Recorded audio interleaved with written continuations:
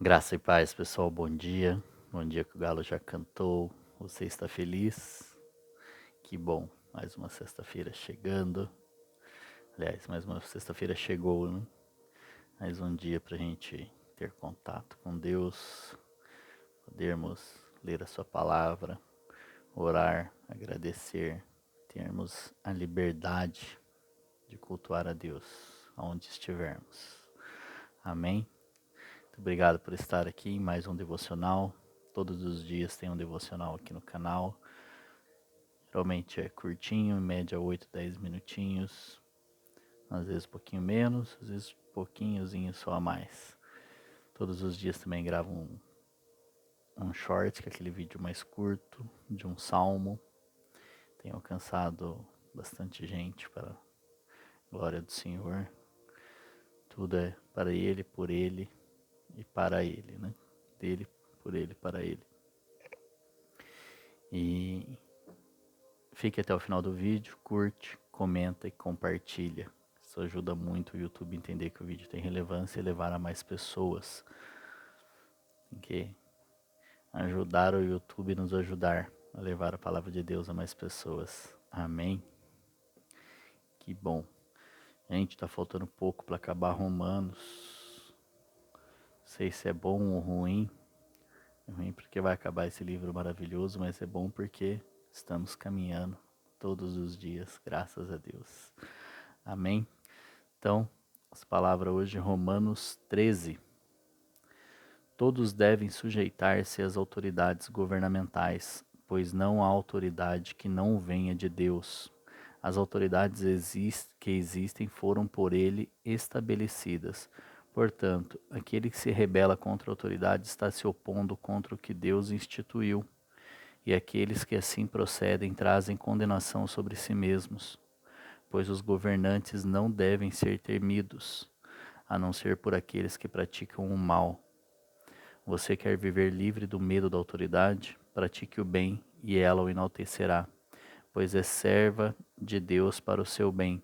Mas se você praticar o mal, tenha medo, pois ela não porta a espada sem motivo. É serva de Deus, agente da justiça para punir quem pratica o mal. Portanto, é necessário que sejamos submissos às autoridades, não apenas por causa da possibilidade de uma punição, mas também por questão de consciência. É por isso também que vocês pagam imposto, pois as autoridades estão ao serviço de Deus, sempre dedicadas a esse trabalho. Deem a cada um o que lhe é devido, sem imposto, imposto, se tributo, tributo, se temor, temor, se honra, honra. Amém. Esse é um texto dolorido para nós, né? Que muitas vezes a gente não quer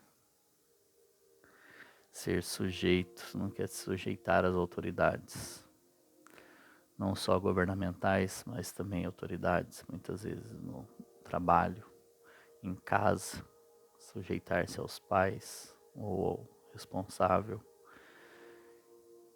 E, e isso é antibíblico, não sujeitar a autoridade. Podemos, devemos questionar, sim, com respeito e o jeito brasileiro, principalmente, nós temos dificuldade em sermos liderados, né? Em estar sujeitos à autoridade de liderança sobre nós. E então já começa nas pequenas coisas. Às vezes não gostamos do líder em qual nós estamos inseridos, seja no ministério, seja no emprego, seja num, num grupo de voluntários. Nós temos que dar a autoridade, né, à pessoa, principalmente aos nossos pais, nossos líderes espirituais também. Temos que sujeitar-se. É muito difícil, né? Alguns têm dificuldade no trabalho, outros em casa, outros nos serviços sociais que fazem ou em outros lugares. E e governamental também.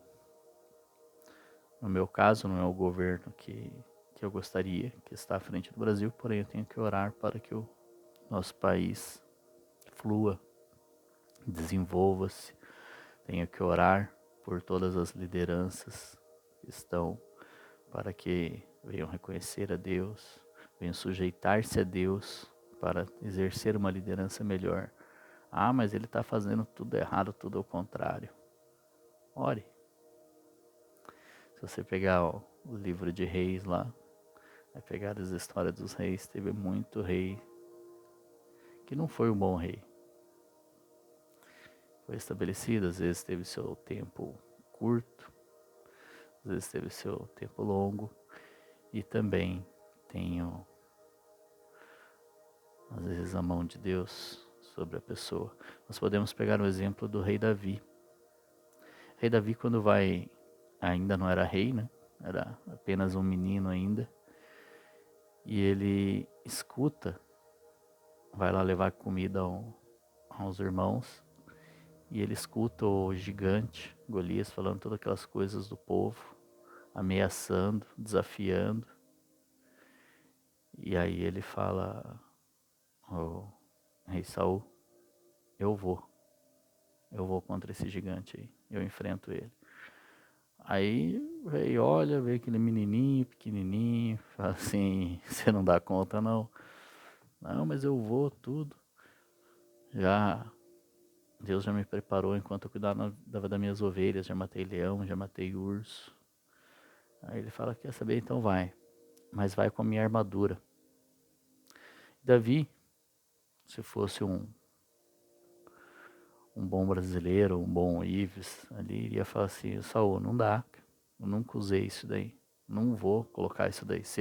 Eu quero ir, mas eu quero ir do meu jeito, do jeito que eu sei lutar contra ele. Muitas vezes a gente fala isso, né? A gente já sabe o que a gente quer fazer, o que a gente precisa fazer, então a gente questiona e fala assim, não, eu vou do meu jeito, não vou usar a sua armadura. Eu não sei usar armadura, eu não sei usar a minha tiradeira usando armadura.